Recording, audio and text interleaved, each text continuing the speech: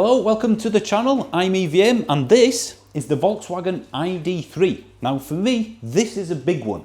Out of all the cars that have come out over the last few years, this is the one I've had the most messages about on other car reviews. For example, there's so many people that have posted on a comment of, I don't know, something I reviewed a year or two back saying, yeah, it's alright, is that, but I'm waiting for the ID.3. I think it'll be more affordable, it'll have good range, it will be a Volkswagen. It will do for the electric cars what the Golf did for the petrol engine all those years ago. The trouble with that is that when you get such a big expectation, you kind of lend yourself up for a little bit of a fall. On the other hand, if they get it right, if this is as good as people hope it is and as affordable, relatively speaking for EVs anyway, then it could be an absolute belter, a real future classic, the Golf to the electric car. But which one is it? Or is it somewhere in between?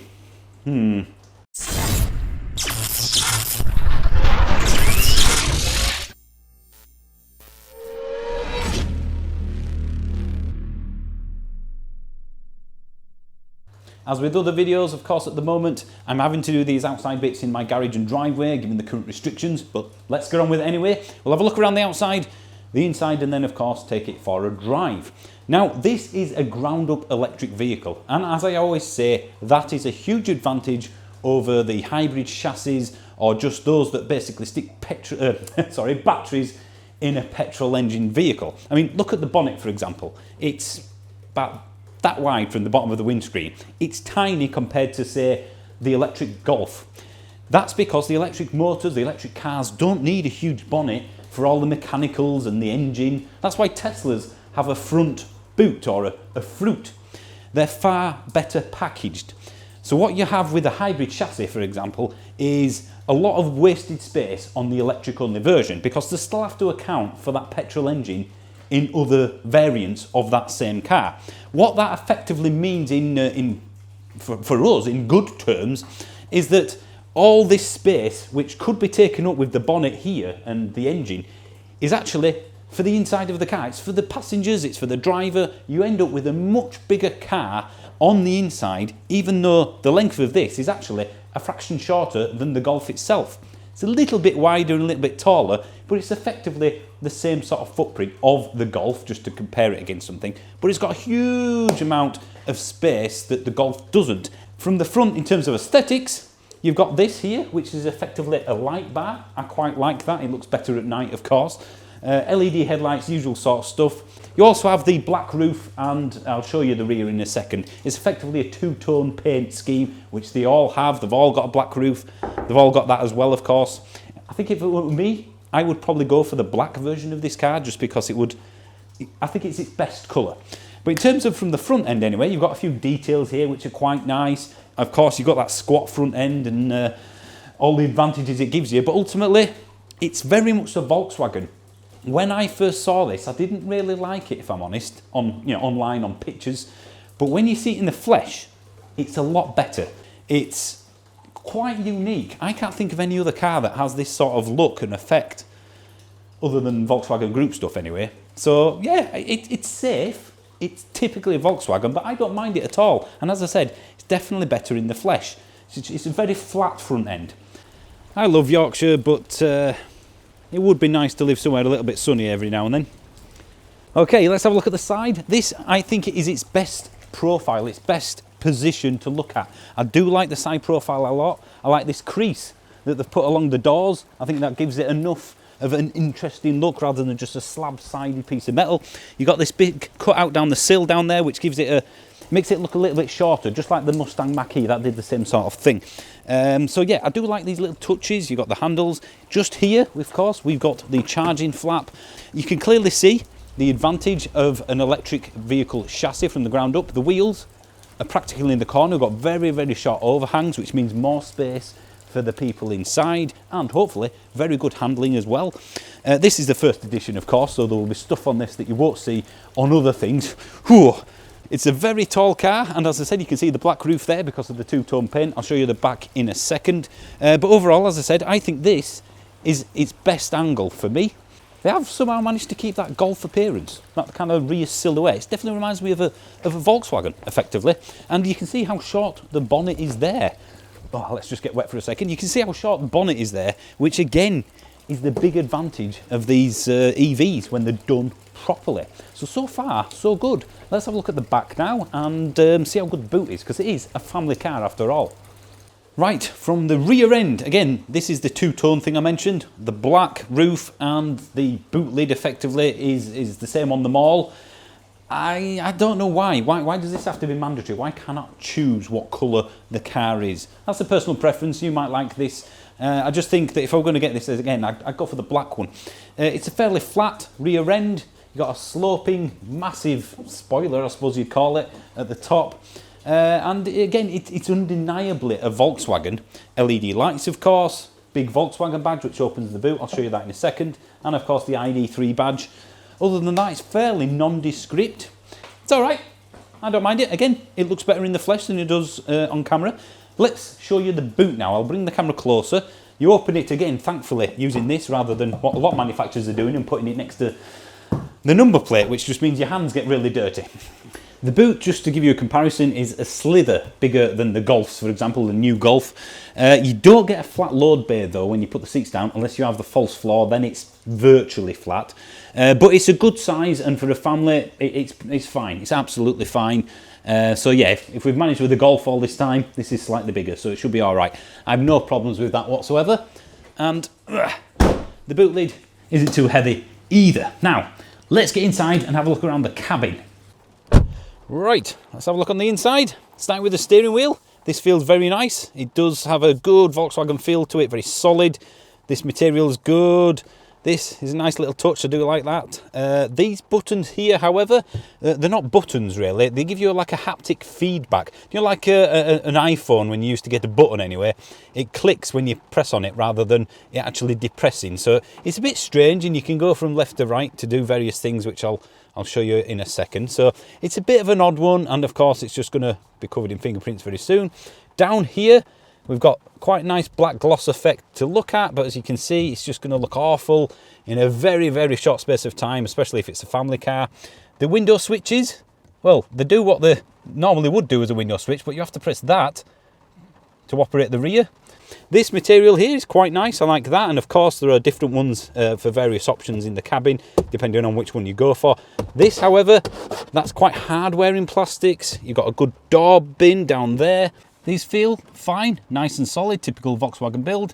This material here, which carries on all along the dashboard, and you can get different colours, it's very nice, it's very compressible, it's good premium material. This bit, not so much, that's hardware in, very much like here. And this around the vents along the front, again, this is, I'm not sure how best to get it across on camera other than the old scratch test everyone likes, but it's quite hard wearing. It's not as premium as I expected. Let me turn the car on now, which you basically do in this model by just pressing the brake pedal and sitting in the driver's seat. You have a dash binnacle display here, which moves up and down when you adjust the steering. So you have all the information that you need here, and it does look quite nice. You can adjust various options, which I won't go through them all here, but yeah, it is very effective, very easy to see. Headlights controls are there, and various other, like rear fogs and stuff. That's a bit strange because from here, every time I go to it, I just knock the indicator stalk, we could just about see. Not so much of a problem because you kind of leave it on auto, but it's a bit strange that it's there and not, somewhere where it usually is on a Volkswagen. Now, let me talk about the software interface. I've had so many questions about the supposed buggy software.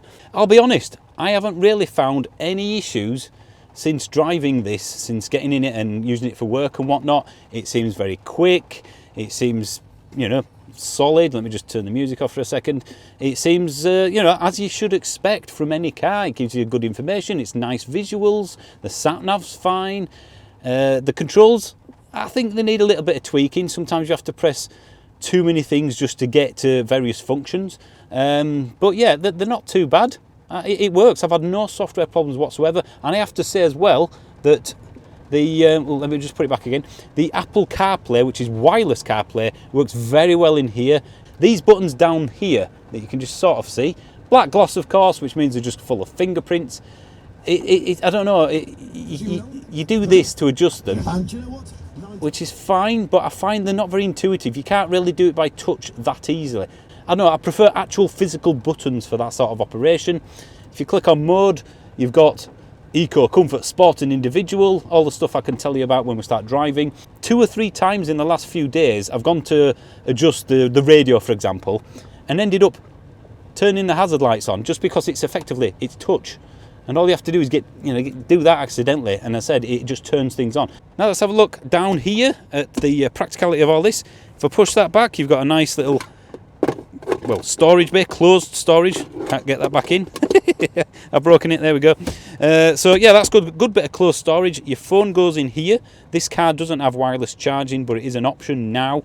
So there's a bit more storage there and some good cup holders there, which are very effective. And if my camera can adjust itself, you've got a cargo net as well.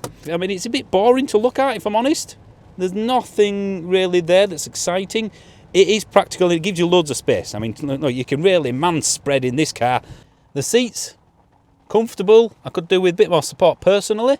They're kind of standard and basic. They don't look special, but they do the job basically. And I think that's what this car is effectively trying to do. Just do the job, be a practical family car. Now, to get it into gear, you've noticed there's no gear lever or buttons or anything.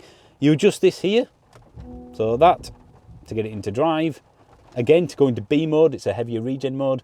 And that way, if you want to get it into reverse, which this has obviously got a camera on it, not all of them do, of course, and you just press that button there to go into park. Nice wide doors for good rear entry. So yeah, very, very nice and practical. The kids are going to like that. Ugh. This seat is very, very far back for someone that's well over 6 foot, yet I still have lots of space down there. You have lots of man-spready space as well. So overall, it's an extremely spacious rear. Down here, you've got some USB-C ports, and that's basically it. So it's kind of bland and basic, I have to say. There's not much to do or see. In a second, I'm going to tell you why I'm going to sit in this car for the next 15-20 minutes. But first, let me tell you about the battery sizes. You have a 48, a 58 and a 77 kilowatt-hour battery size. I believe that is total battery capacity. The smaller battery one isn't out yet, but it will be sometime this year, I believe. There are also 2 different motor sizes. So there's a load of options on here, as is usual for a Volkswagen. So 2 different speeds, 150 and 200 brake horsepower or thereabouts. I have noticed, after driving this around for various work reasons for the past few days, if I just look at my long range statistics, 2.7 miles per kilowatt hour over 36 miles. Now, the reason why that is effectively so poor, I mean, on the exact same journeys in my Model 3, I will get 3.5 to 4, depending on how I drive. I would say 3.5, given the fact it's about 3 degrees. We're in winter. It's crap weather, basically. But the reason why it's so bad, I've come to realise after talking to various people and owners on Twitter, is that the battery effectively heats itself up, or the car heats the battery up to an optimum temperature. Now, that can sup a lot of juice, as it were. I think it goes to either 7 or 8 kilowatts in terms of how much effort it puts in to heat the battery up. So if you're doing short journeys, or say 3 or 4 journeys in a day, as I was. So I was setting off, going to my first place a few miles away, then going maybe 10 miles away to another one. I'm never doing long journeys, I'm doing lots of little ones. So the car's putting all that effort into heating the battery up. Then I arrive, and then it cools down. And then I get in the car, set off, heats the battery up again. So effectively, it's using a lot of energy up to heat the battery up because I'm doing lots of short journeys, which, let's face it, lots of us do. This is not a weird usage pattern. For the smaller battery version, it's going to be guesswork because that's not out yet. For this one, which is the most common one, the 58 kilowatt hour, I would say 170 to 190 miles year-round average. Of course, in nice weather, if you drive it economically, you'll probably go above 200. In fact, you will go above 200. In winter, it seems to have a fairly large effect, more than other EVs notice. So it's a tough one. At the moment, as it stands with this software though, 2.7 miles per kilowatt hour in a proper real world usage. I'm using it for work. That's why I've been sat here for 15 to 20 minutes. I'm letting the car's battery warm up, not because I'd recommend you to do it like this. I'm still wasting energy. but because I want to see what efficiency I get after the battery's warmed up. So I'm going to reset the trip computers now. I've effectively been sat here filming for 27 minutes and setting up the camera and stuff like that. So this should be now ready to go at its peak efficiency, even though outside it's 3.5 degrees and it's raining, of course. So hopefully I will see better efficiency by the end of this video. Now, again, a benefit of that ground up design, rear wheel drive, near 50-50 weight distribution. So the front wheels are doing the steering, the rear wheels are pushing you forward. This is all the kind of ingredients for what should be a very good handling car. The comfort side of it, I am comfortable, but you can feel the weight of the car. And it's 1.7, 1.8 tons in this battery version. Visibility, I have to say, is very good. You've got loads of glass, you can see out of junctions well. I can see this really easily, I can see that really easily. So yeah, it's a nice, easy car to drive. You know, I kind of like a bit of a shove in the back, like a when you're in sports mode. When I'm an eco, fine. So I'm not sure whether it's just slower than I think it is, or it just really hides the acceleration quite well. I mean, it's perfectly fine. I am being super picky here. I just want sport mode to be more sporty, if you like. The steering, token Volkswagen steering for me. I've had quite a few personally in the past, and it does feel very similar, albeit again you can feel the weight in the car. This has a nice compromise of light city steering weight, but also giving you a good amount of feel. Not to the level of your GTIs and stuff, you know, there is still that electronic disconnect, but it's better than I think some of its competitors, put it that way. Oh, hang on. Welcome to Yorkshire. For me, the Tesla Model 3 is, well, it starts at 40 grand. This tops out at 40 grand in its bigger battery version, options aside anyway. So they're not really the same. I mean, the cheapest battery version of this is predicted to be around 25, 26 grand, I reckon. Starting price, of course. You can't compare that against a starting price of a £40,000 car. But you could arguably compare the 78 kilowatt hour battery version that is 40,000, that's basically the same price as the Model 3, to the Model 3 Standard Range Plus. So, as a Model 3 owner, and it's not without its faults, don't believe me, as a Model 3 owner, would I go for that or a top spec ID.3? Well, I can tell you instantly now, it would be the Model 3, partly because of the supercharger network, partly because of the extra performance. The interior though, and I can't really believe I'm saying this, the interior, not so much in design terms, but in how it feels and how special it is better in the Tesla, the Model 3 Standard Range Plus, than the Volkswagen ID.3 top range. So I think this makes a lot more sense at the cheaper end of the ID.3 range. Less sense when you go to the more expensive versions. If I can get this for under 30 grand with this battery size, with this practicality, I think it's a very good option. I like it at that price bracket. I've had a very quick Google on my phone and I've managed to find the cheapest version, the Life trim level as it were, in this battery size, the 58, for £26,780 I think it was. So for less than 27 grand, you're getting an ID.3. Yeah, you're going to want some options on top of that, if I'm being honest. You really are. And I don't like the fact that the charge, I think it's nearly over £1,200 for a heat pump, and the software still needs tweaking, but that'll solve itself. But a 27 grand ID.3, all of a sudden I'm like, oh, actually, yeah, this is worth a shot. Definitely a test drive. It reminds me of many Volkswagens. Not particularly exciting, evolution versus revolution, all that sort of stuff. But it's just very good at what it's designed for. You know, it's pretending to be a family car. Well, it's not pretending, it is. And it's very good at that job. It does what it says on the tin. And I always say, every review, it's all about expectations. What do I expect out of this? Well, the 36 grand version, I expect more, if I'm perfectly honest. If we were looking at 30 grand version or 27, if we look at the offers, then yeah, I'm getting what I expected, maybe more. This charges at up to 100 kilowatts or 125 if you go for the bigger battery version, which is about right, I think. It's not quite at the Tesla levels, but as I said, they're a different kettle of fish for me. And you're only going to get 100 kilowatts, let's face it, if you go to an Ionity charger at the moment. I have just finished an economical run. I've done 13 miles in eco mode, driving economically. I mean, very economically. The heater is stunted in terms of it don't put out as much heat in eco mode as well. And I've turned the heated steering wheel and seats off.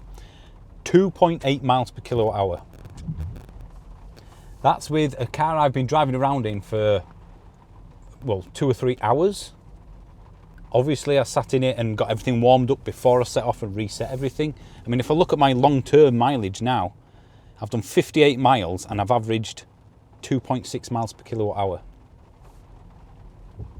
It's not very efficient at the moment. I'm sure it's a software-related issue, so it will get better, but all I can tell you is what I've experienced. I need to have a mini rant about this car. It's great from the outside. Aesthetics aside, which is different to every person, I think they've done a good job. You've got a nice little touch there with this light bar along the side. It lights up when you turn it on. It goes from side to side when the sat-nav's telling you to go right or left. That's a nice little touch. What they need to have done is given the guy that came up with that idea and told him to design the rest of the interior. Instead, I think they've just got Jeff the accountant to design this interior. I feel like I'm in something which is a little bit penny pinching. I don't mean it's not screwed together well, it is. But the materials, as I've said, do not match a car of this level. I mean, there's an LED here, presumably to let me know that the car's locked or the alarm's on. Are we still in the 90s? The glove box. Half of it's missing on right-hand drive cars because of the fuse box issue. This isn't a French car, why have they done it? It's just so simple and easily fixed, it's frustrating. The glove box doesn't even fit properly. Maybe it's because it's an early car, so I'll let them off that. The window switches, there's only 2 of them, and you have to press this button here if you want to affect the rear, and then turn it off if you want to affect the normal front windows. That hasn't been done because it's a cool idea, that's been done for me. So they only have to put 2 switches in instead of 4. Again, it's like some accountant has designed this interior. I mean, these armrests. I had a 1992 Sunny years and years ago. I swear that's where they've come from. Why is this in here? This car goes up to £40,000. It's not good enough. If they can sort out the efficiency on this car, the outside's fine, the technology basically is fine, it's just the interior. It's a bit of, it's a letdown. The e-Golf was a better interior and a nicer car to drive than this is. The only car that I have personally owned and still miss to this day is a Corrado VR6. I really love that car. I wish I hadn't have sold it. And I know they are completely different cars, I'm not comparing them, but I like Volkswagens is what I'm trying to say. This I don't dislike, but I don't like it either. So effectively what I'm saying is, good car, once the efficiency is sorted out, I think it's a very good car. The interior is just unfortunately the letdown. If the interior doesn't bother you, in terms of its aesthetic quality and materials, you'll probably like this car. So to summarise, it's a people's car for people who are probably not that interested in cars. For me, it only makes sense at a lower price bracket. I mean, it can make a lot of sense at that price bracket. You know, aesthetics and materials aside that I've been mentioning, I think it's a very good practical family car. Don't get me wrong. So if you're just wanting a practical family car and that's it, definitely put this on your test drive list.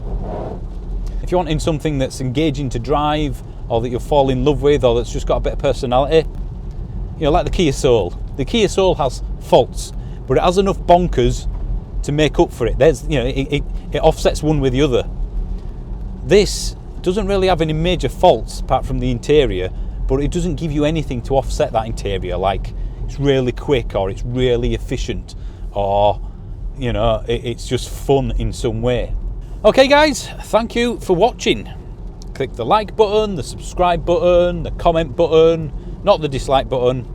Okay, thanks for watching guys. I'm going to start editing this now. if I can get past the floods anyway. Bye!